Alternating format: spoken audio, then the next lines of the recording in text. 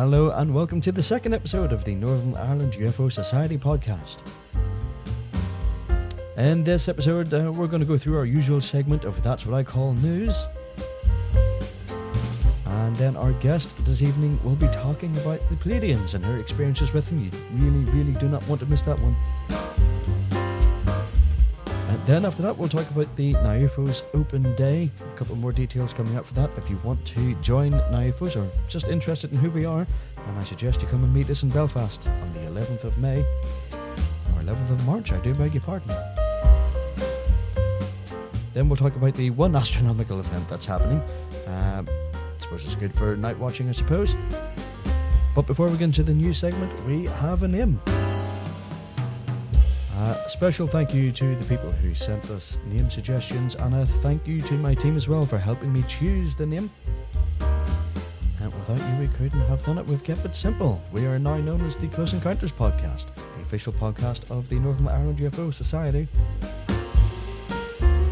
Very exciting times indeed. So before we get on to the interview, let us talk about what's been happening in the world with That's What I Call News.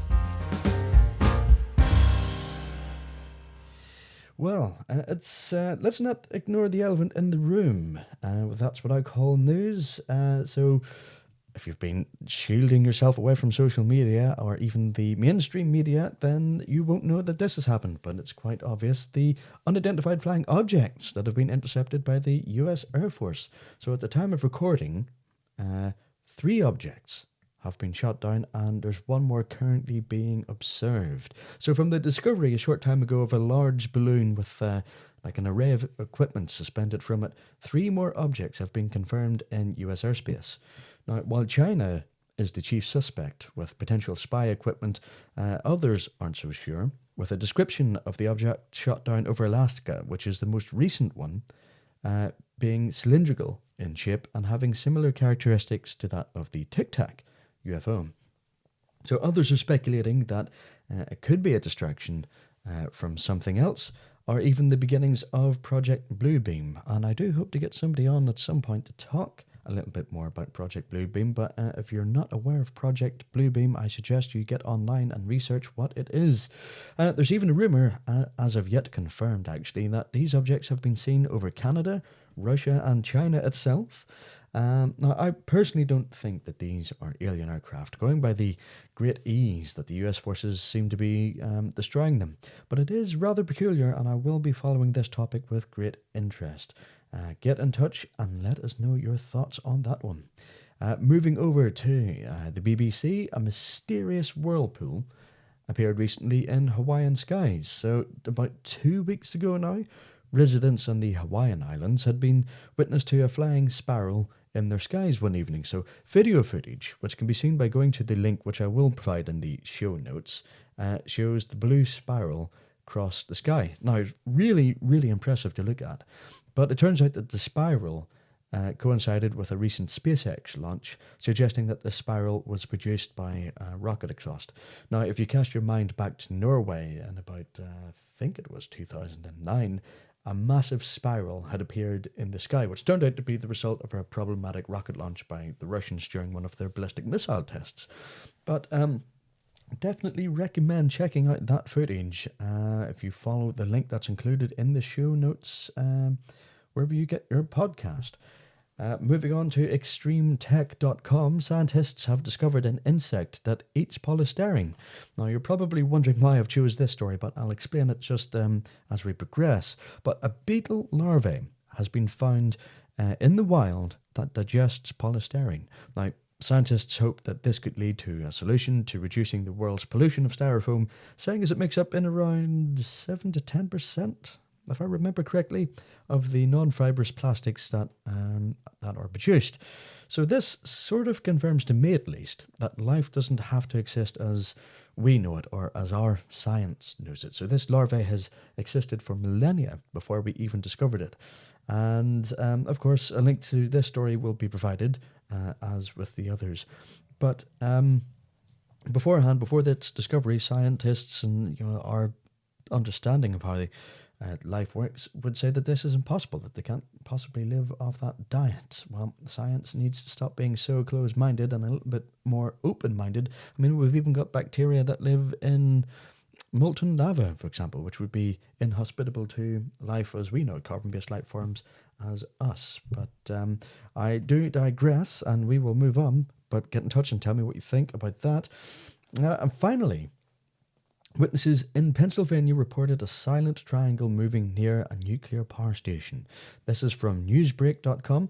Residents in Pottstown reported on the 9th of December, so this is last year, seeing a silent triangular spacecraft lurking in and around the vicinity of a nuclear power plant. The low-flying aircraft was seen to be heading south before turning west towards Limerick Generating Station. And interestingly enough, there was a similar incident at the power station back in 2003, a link of which can be found on the website newsbreak.com. And according to MUFON, the latest incident brought the number of reported triangular UFOs having been sighted to 38. Now, it really does make you think when you take into account the reported UFO activity at places like these during the Cold War, even disarming nuclear missiles at military establishments. So I am wondering what could be going on here. If anyone has any idea, I'd be interested in speaking to you. Now, let's end that there and move on with the interview.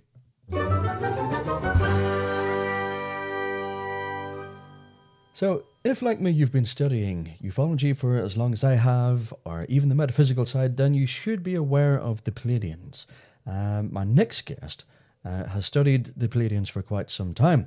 Now, the Pleiadians so-called because they come from the Pleiades star system, also known as the Seven Sisters, and they're often described as tall, humanoid extraterrestrials with Nordic appearances, even some of them having interdimensional capabilities.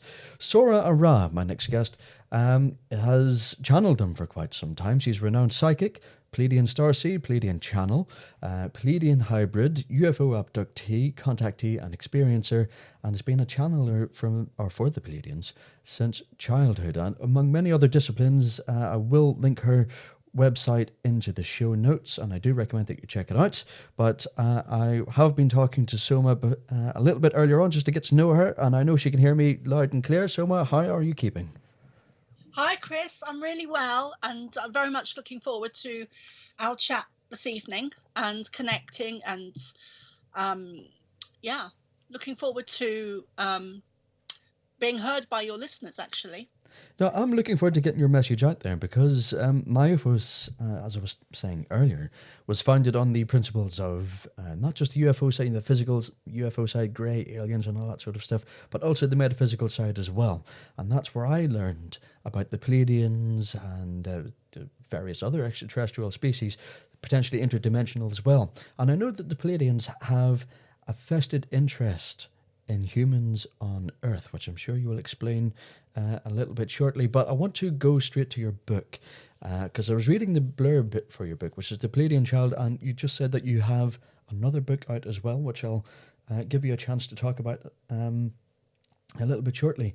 But the blurb, I was reading that I feel bad for you, because it sounds like you've had a very rough start to life, a troublesome upbringing, which seemed to trigger all this and, well, develop you into the person that you are today. Yeah, it really did. I had and I think the reason I had such a traumatic childhood is because I'm not a quick learner. I tend to have to do things to the extreme before I really get stuff. So I remember one of my earliest memories is when I was 8, and I apologize to anyone that I may upset, but I had a guy lying on top of me, and I left my body because I couldn't breathe. I was a skinny little thing. I was underfed, undernourished. I was just skin and bone, and I couldn't breathe. And he was a really big, heavy guy, overweight, and I just couldn't breathe. And I left my body, and I'll never forget the layout of the room because of this experience and another one I had when I was 12. But so I left my body and I connected to the Pleiadians, or they connected to me. and it only lasted, I think, maybe a few minutes or a few seconds. I actually forget now how long it was, but it was so quick. And I connected to the Pleiadians, and I didn't know who they were at the time, but from then onwards, I was always connected to them, always connected to them. And in more recent times, as an adult, I began to do shamanic courses in Ireland. And then I began to have some experiences where I began to remember part of who I am on a soul level, and having had lifetimes on the Pleiades star system and having known them before and connected to them before. So it, my connection to them, as many people's is, many people have connections to the Pleiadians. My connection to them, it goes back into past lives, as it does for many people. Yeah, because I've heard of obviously the past life accounts and theories from other people where people have been regressively hypnotized, and then all of a sudden they've had this explosion of memory come back to them, like many past lives, not just on Earth, but I've heard of people on the Pleiades as well that have got those connections. And you also said that you had left your body at that point, and obviously it sounds like a horrible, traumatic experience. I can't even begin to understand what that's like. And I don't think I'd even want it because it does sound horrible. But I've heard other accounts of people before as well where they were pinned down to. This is a personal friend. I won't even name them just in case they don't want to be named. But this is a personal friend of mine who said that they were pinned down by an unseen entity before. And the only thing that they could do, they couldn't even shout or scream out for anything, but they were crying out in their mind for help. And they swear blindly that this massive flash of light had appeared in the room, and whatever entity was there, it was like it was being dragged away. And would that be, I don't know, I don't want to be ignorant, equating it to your experience, but would that sound similar to your experience? No, but I have not that particular experience, but I have had experiences like that, very similar. Very similar experiences that were more like sleep paralysis, except I was awake. Yeah, and you obviously had much different circumstances, but when you're connecting to the Pleiadians, obviously you're going through that traumatic experience. That's a horrible thing to even comprehend, but that's where the connection come from, because you left the body. I'm sort of thinking, were you subconsciously crying out for help, and that's who had appeared? Absolutely, yeah. That's exactly what happened, except I left my body and I was no longer in my body. I was somewhere else. I was on a different dimension. And no longer in my body, and I didn't know it was the Pleiadians at the time. But and with my childhood, I view it differently now. I really do, because I see the blessings in it. I see the beauty in it. I see how I was able to connect with the Pleiadians and my guides and spirit, and also fairies and nature spirits, all because of my childhood. So I kind of view it with a different perspective. I view it with a different perspective. I mean, I had other traumatic experiences as a child, but I do view it differently. I think it was chalk and cheese and sweet and sour and very cathartic. And I'm actually very grateful for my childhood, because it taught me so much, and the trauma gave me the ability to connect with the Pleiadians, which is just a beautiful thing. So it was a blessing in disguise, really. Again, like I said, it sort of made you the person that you are today. But it's a harsh way to go about it. It really is. But because you've went through that, and you've left your body and you established contact to them, or established contact with them, I'm assuming that that's the point then where contact was constant, would it have been on demand, or would it have been at the beginning sporadic, where you couldn't control it? At the beginning, it was definitely sporadic, and where I couldn't control it, and was given downloads of information throughout my childhood. A lot to do with Egypt. But I didn't know it was the Pleiadians that were downloading information to me at the time. I just thought they were my guides, which they are, but I didn't know who they were. I just kind of accepted them without question. I just assumed it was my guides, but now I know. I have a bit more information now. And of course, that bit of information now, all that experience has enabled you to get information, presumably from them, which has went into your book then. So that's it's a horrible way to go about it, but it's made you who you are today, and quite unique in that sense. Are you still in contact with them today?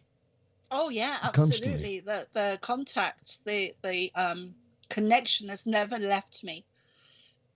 It has only grown and got stronger. And I think once you connect with UFOs or spiritual experiences or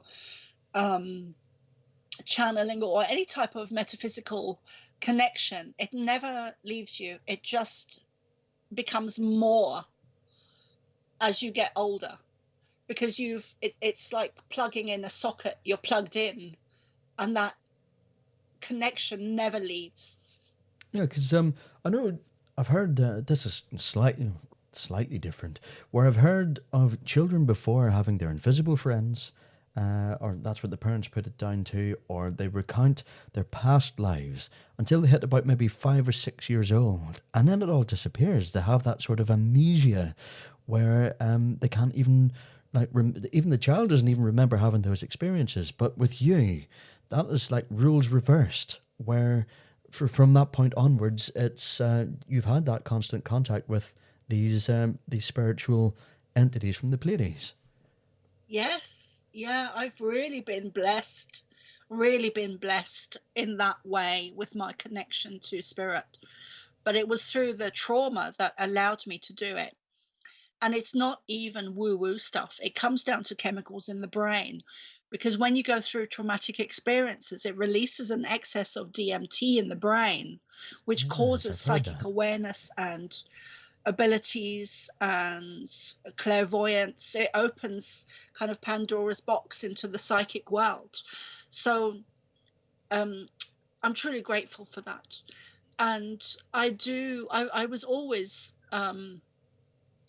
was never the normal one in my family, and I, from I think perhaps the age of 6 or 7, I consciously remember some of my past lives, not all of them, because there'll be thousands of them, but I remember being in Dublin with my mum, and it was the first time I was there, and I was telling her the road names and what was around the corner and the buildings and who I was, and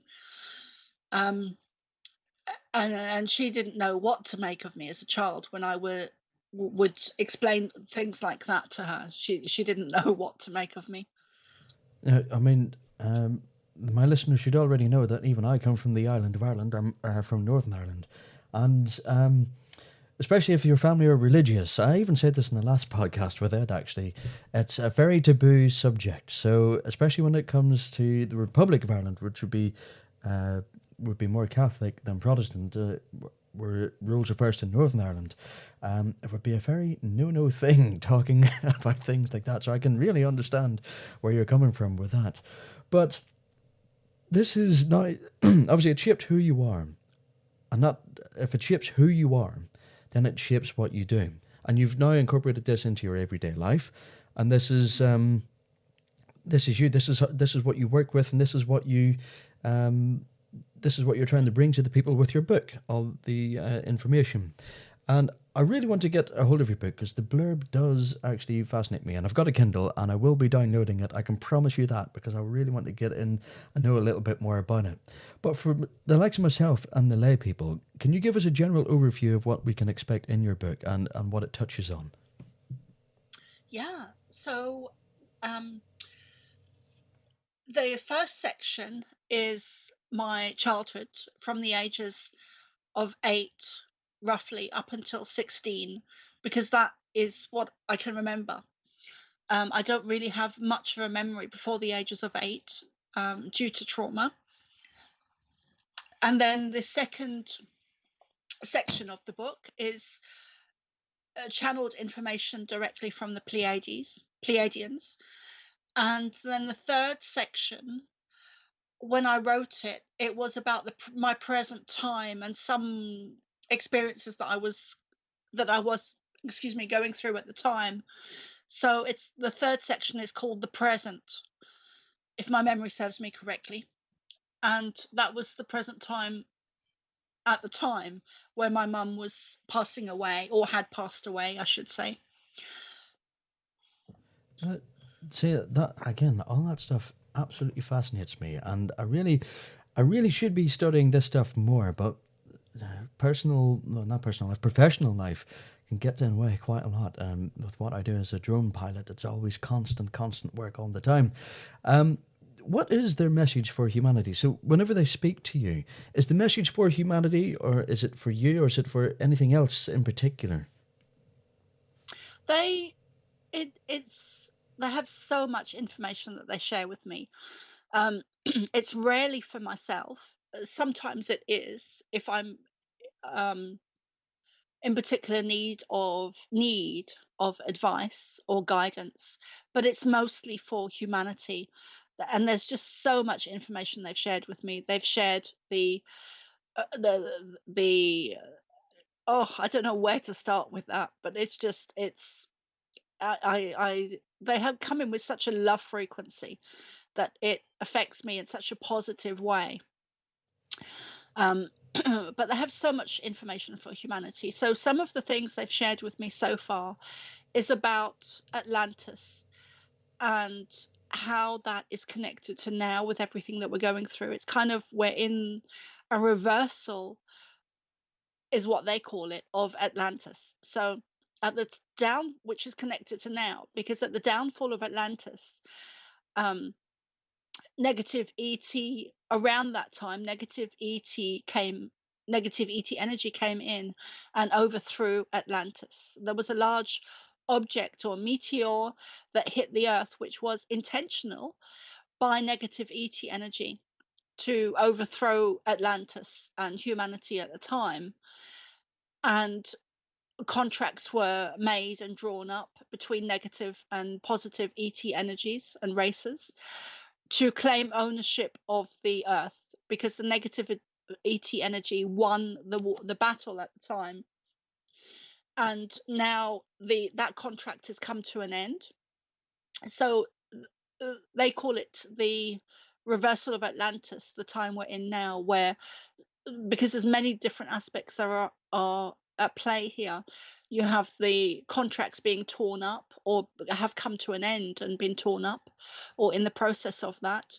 You have the Earth realigning back onto her natural axis. You have the stars realigning, or stars lining up. You have endings of periods of time. You have all the prophecies that have been written about and prophesized. So there's a lot going on Earth at the moment. There's huge major shifts, because we are in ascension and our consciousness is raising, our awareness is raising, and we are uniting and coming together like never before. But we are actually changing. We are in physical physically evolving and becoming much more aware of ETs and UFOs and various other things. But one of the other informations that they've shared with me is that all systems on Earth are run at the top level, are run by negative ET energy. Um, so to me, that was profound when they first shared that with me, because it took me and it took me a number of years, 2, 3, maybe 4 years, to really process that and let that sink in, that all systems on Earth are run by negative ET energy. And that was before the days that I started to watch David Icke. So that doesn't come from him. That comes directly from the Pleiadians, excuse me. And that is huge. And I stand very strong in that core belief, in that core, it's not even a belief, it's an understanding. It's an inner standing that all the governments, the politicians, the TDs, the military, the political scenes, the big pharma, the doctors, the lawyers, every system on Earth is run by negative ET energy. And that is coming to an end, which is why we're seeing the world dissolving around us. It's almost And like the it's collapse all. of a civilization as well, isn't it? I mean, I'm sorry, let's go on. it's almost like the collapse of a civilization as well, isn't it? That's It pretty much is. what we're witnessing, yeah. It is. That's exactly what's going on. And when we were talking earlier, you were mentioning about how things are separate. Very much in the UFO community, where UFOs over here and some even channeling is over here. And you've got the healing, you've got Reiki, you've got shamanism, you've got mediumship, you've got spirit, you've got all these different kind of spiritual modalities going on. But actually, they're all connected. They're all connected. There's no separateness within the whole. It's all Of it's all different. one. Yeah, and again, that's what I've been thinking for quite some time. Some of the spiritual people in the Northern Ireland UFO Society have believed that as well, and we had what I would call a spiritual mentor, who's pretty much saying what you are saying. You know, that's what she used to tell me, all that sort of stuff as well. And it's funny that you mentioned David Icke, because I was thinking some of the stuff that you were saying is a very it's something that David Icke would say, and you know, a lot of people sort of poo-poo the idea of David. As soon as you mention his name, people are like, yeah, you know, he's nuts, or he's mental and all that sort of stuff. But there's a lot of things he's been talking about that has been proven true time and time again. And I guess a more recent example is the demise of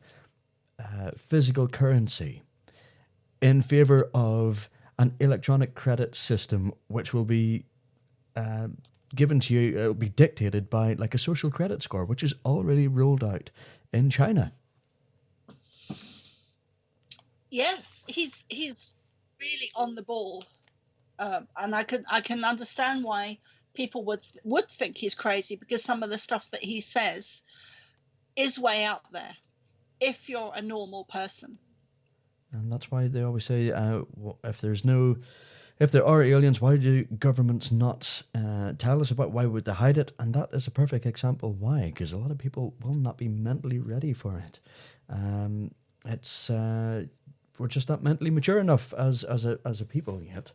But going back to what you were saying, sorry, about yeah, go ahead. So sorry, Chris. No, do please go ahead. Sorry.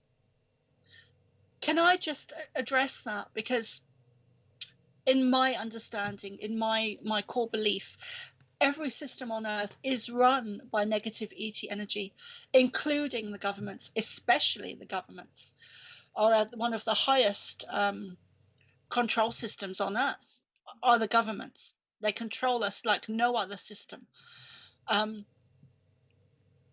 So given that, in my understanding, they are run by negative ET energies, a disclosure is not going to come from them. Definitely it's not going to happen. Yeah. In my understanding. You know, I have been following the UFO side of things for quite some time. And the thing that you hear time and time again, that the disclosure is close, it's imminent, But you find that it's the people on the lecture circuit. That's their little carrot that they dangle in front of you, to try and, I suppose it keeps them relevant. I'm not going to name any names, but, you get that quite a lot. But going back to your, the energy from the negative energy from, negative forces, who are those? Do you know who the negative ETs are, and where is it coming from? Well, there's many different races, both positive and negative. The universe is teeming with life. There's a vast universe out there that is cosmic, that is interdimensional, that has many different dimensions and parallel lifetimes. We have been controlled and dumbed down and manipulated to believe that if you can't touch it or see it or smell it, it's not real. And part of that is to do with the CIA and the FBI setting up programs for people, because they were well aware of the awakening process to do with ascension, where we are actually evolving and becoming much more aware. And people are waking up now like never before.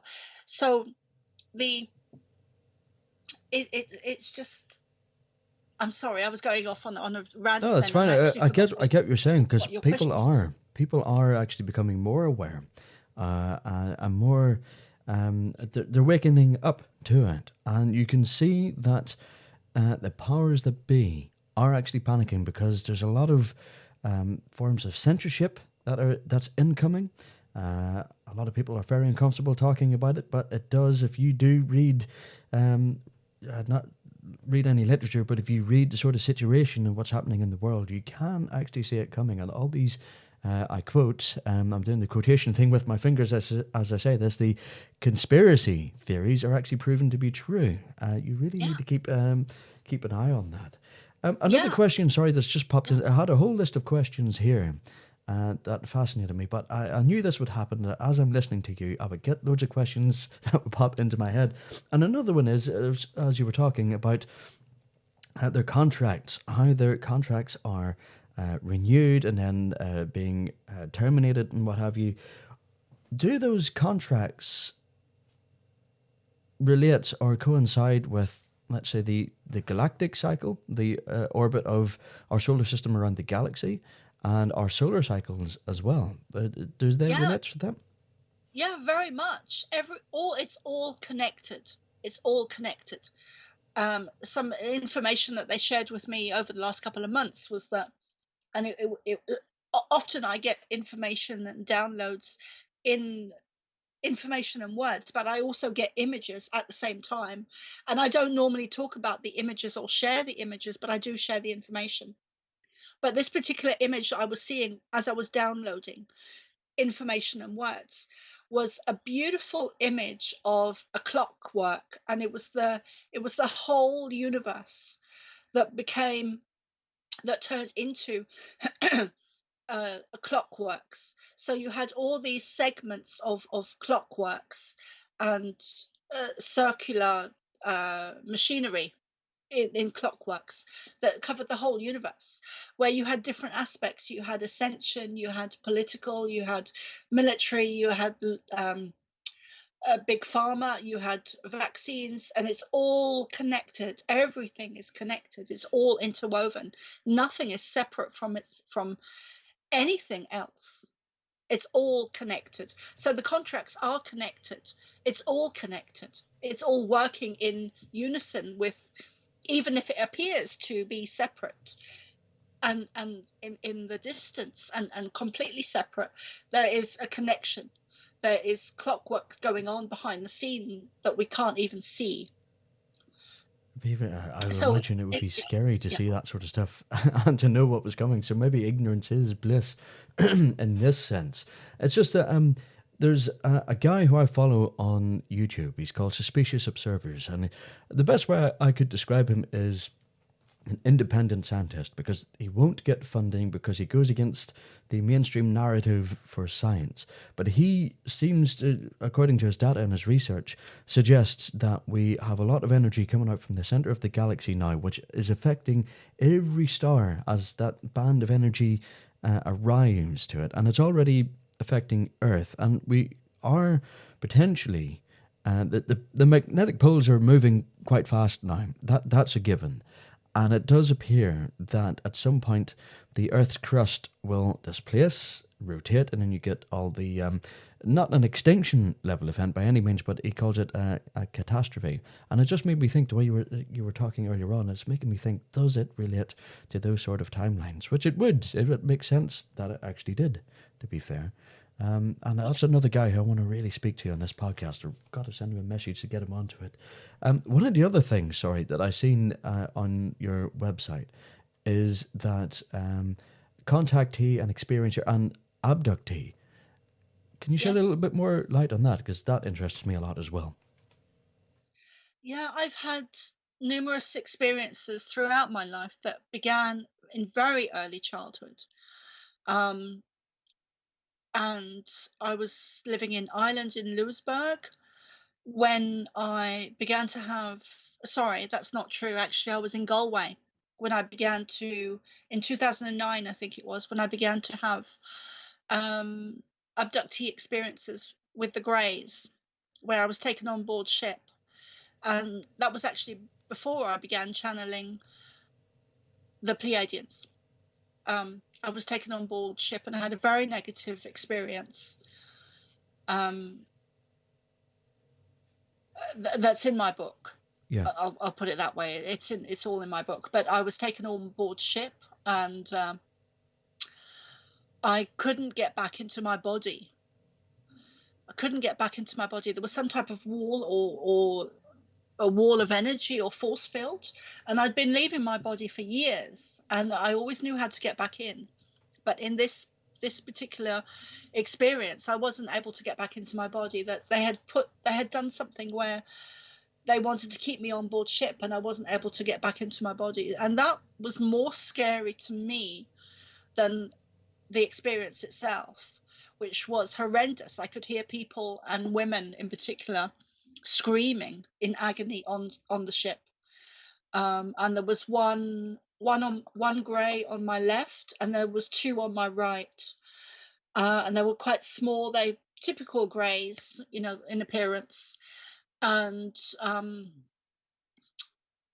that whole experience is in my book. And that gives me reason to actually go out and get it, because I love reading people's experiences, what have you. And the Greys is always a common reoccurrence. Loads of people have their own theories on what the Greys are, whether they're demons, what angels actually are. They might even just be extraterrestrials and what have you. Do you have a theory on, or do you know 100% who the Greys are? I don't. I still have questions about the Greys, but they seem to be very much have the energy of worker bees, because in that experience, one of the things I got from it is that they, and I think they said this to me in the experience, that they were just working and doing their job. They didn't seem to be negative or positive. They were just purely kind of focused on the work that they needed to do. Although I did feel that they were controlled by and kind of owned by negative ET energy above them. They were kind of like soldiers that were employed to carry out duties. That's kind of my feeling with them. Yeah, because I've heard this gentleman is dead now, but the late David Hugo Boyle described the Greys as they're sort of soulless, and what they're trying to do is develop hybrids between their race and the human race and other spiritual races to try and have a soul. Because they're very, just as you described, they're very focused, which tells us that they're very analytical, very logical, and they can't experience the sort of spiritual emotions that we would have. And I think that is one of the key things that they're trying to do. Yeah, and I think that's key, Chris, because they in that experience that I had, they did seem to have there was no compassion, there was no understanding, there was no empathy. There was no empathy for the experiments that they were carrying out on me or the other people on the ship. I wasn't alone on that ship. There was a lot of people on the ship that were crying out in agony because of the experiments that they were doing to us. And I heard them talking to each other telepathically. And I think it was the one on the left said to the other two telepathically, "This one is different." And I didn't really understand what they meant by that at the time. But I understand a lot more now about who I am and where I come from, and my own energy, and that I am different, that I am a hybrid, because they knew before I did that this one is different. And then in some manner of speaking, I was let go, but I still couldn't go back into my body. But the people were still on the ship while I was trying to get back into my body. But they do have a total, they don't have any empathy. They don't have any, that they definitely don't have the love frequency within them. And it's probably, yeah, again, explains why they do what they seem to do. You've got another book, which is called What's Really Going On, if that's correct, if memory serves me correct. What's that book about, and what does it entail? That is more to do with the events around COVID and what's going on behind the scenes. It's a very alternative view of COVID and the vaccines and the mandates and the lockdown, along the lines of a conspiracy theorist. Although the word conspiracy theorist was set up as a program by the CIA, I believe. I'm not sure what year it was set up. I think that might have been the 50s decade. Sorry? I think it might have been in the 50s decade, the late 50s, I think, if memory serves me correct. I think you're right, Chris. I think it was the 50s. So a lot of the spiritual words have a negative connotation for a reason, and one of those is the phrase conspiracy theorist, and also psychic and medium, and there's a lot of spiritual words that have negative connotation because that is a program. They've programmed us to have some false beliefs around metaphysical subjects and esoteric knowledge and UFOs. UFOs have always existed. We've never been alone. We don't come from here. Earth has been, actually, one of the biggest things that they've shared with me is that Earth has been tweaked to enable humanity to exist upon it. So we have air, we have trees, we have the oceans, we have everything in perfect alignment. The sun is a prime example. Everything is perfectly aligned for humanity to exist on the earth, and that was tweaked. That wasn't how things were originally with the earth. Things were adapted to enable humanity to exist upon the earth. That sounds about right. There's a lot of coincidences where the distance of the moon, for example, from Earth, and its size in relation to the sun, so it perfectly covers out the sun. Even the moon. Even NASA said that the moon is hollow after they flew a probe into the underside of it, and they even said it. You can search it online, that it rang like a bell for ages afterwards. So it does sort of imply that it's artificial, because I don't know of any other planetary body in our solar system that is hollow, which suggests that it is, well, I can't say man-made, but, it's definitely artificial, that is for sure.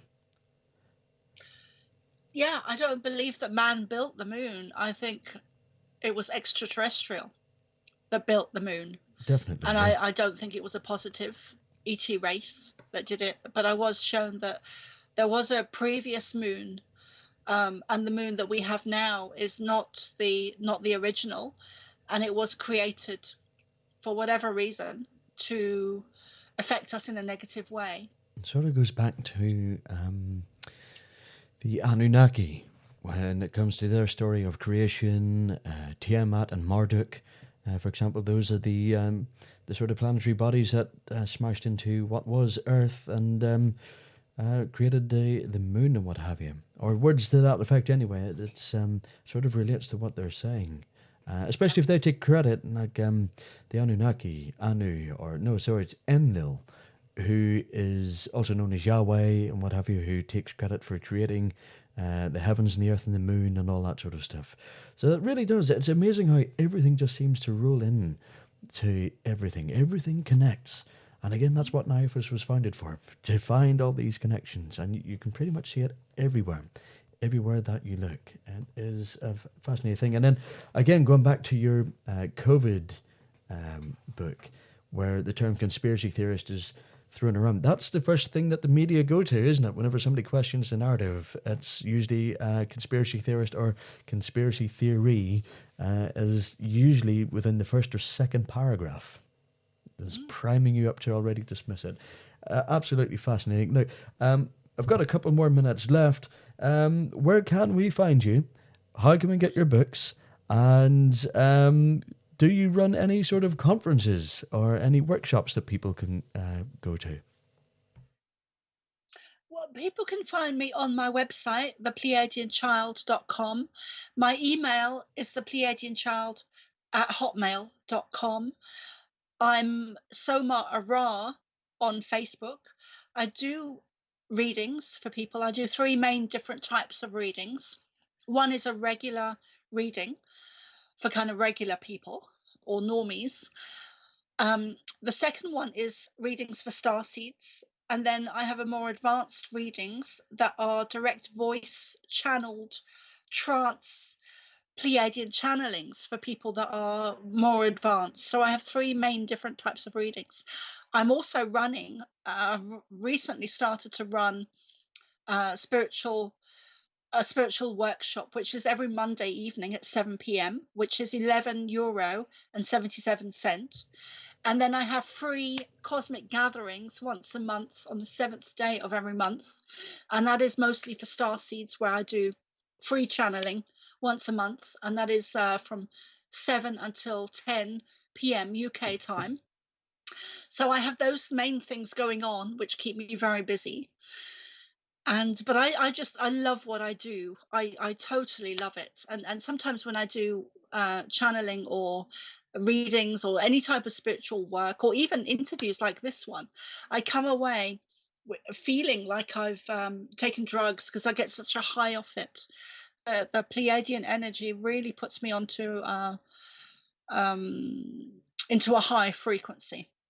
So it's a wonderful thing to do. I totally love what I do. I wouldn't change it for the universe. No, I can see why. Because when you go to all these meetings with UFO friends, or even the conference that I'm going to, the Awakening Conference in Manchester, which I believe is happening in August, you always come away feeling on a high, really buzzed and charged. It's just the energy really does, it's very infectious, and I really understand what you're saying when it comes to that, and I really hope the other people listening to this, that they can relate to that and see, because it's a wonderful experience. It is. This is why you need to get to know and mix with the like-minded people as well. It's absolutely fantastic. I would like to bring you up to a NIUFOS meeting at some point. Perhaps we can do that and get to know you in person. Maybe you can even do some readings for us up there. I don't know. But Soma Ara, thank you very much for coming on to the podcast this evening. It has been fascinating. I just wish I didn't cut it to 45 minutes. There's a lot more we could talk about. Maybe I'll get you on to another episode, but thank you so much for coming. Thank you, Chris. It's been wonderful to connect with you, and I love your energy. And your voice is just, it's beautiful. It's divine, your voice is. I don't know. Others might be sick of it. But again, thank you very much for joining us, and I hope to speak to you again sometime soon.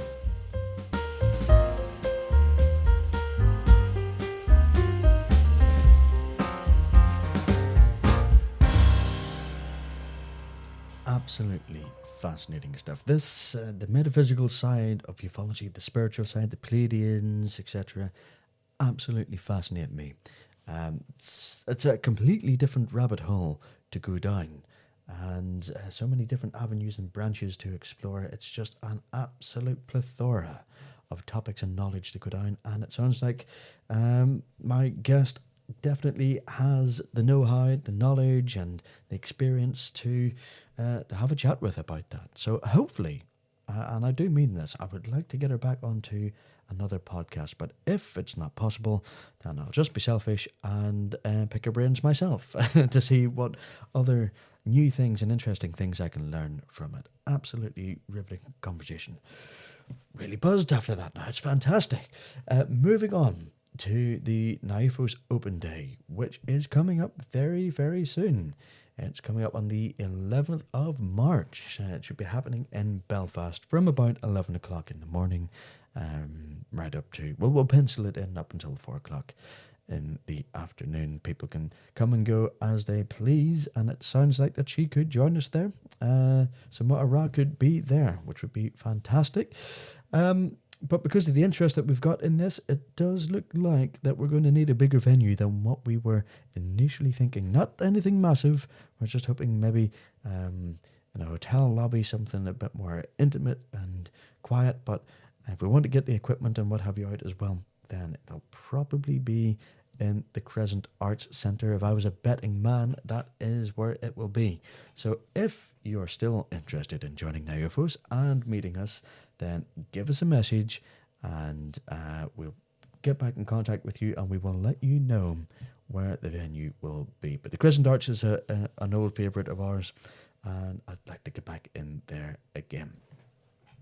Now we'll move on to the celestial events. There's only one real significant thing that I will talk about. If you've been looking up at the sky, you've seen the planets up there that have aligned, Jupiter, Mars, Saturn, Venus, etc. Even Uranus is up there. But coming up on the 20th of February, it is the new moon. This is the best time to conduct a watch night during a lunar phase. It'll allow you to see fainter objects in the night sky with the naked eye, with the unaided eye. So if you're looking to conduct a watch night at some point during February, then my recommendation, if it's a clear night of course, is the 20th of February, whenever we will have a new moon. Not to be confused with a full moon. A new moon means it's not there or it's covered in shadow. So light will not be polluting the night sky.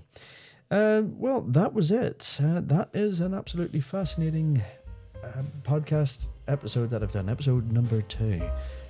Might be hard to beat, I don't know. But until next time, thank you for listening. My name's Chris McMurray, and you've been listening to the Close Encounters podcast, the official podcast of the Northern Ireland UFO Society. See you soon.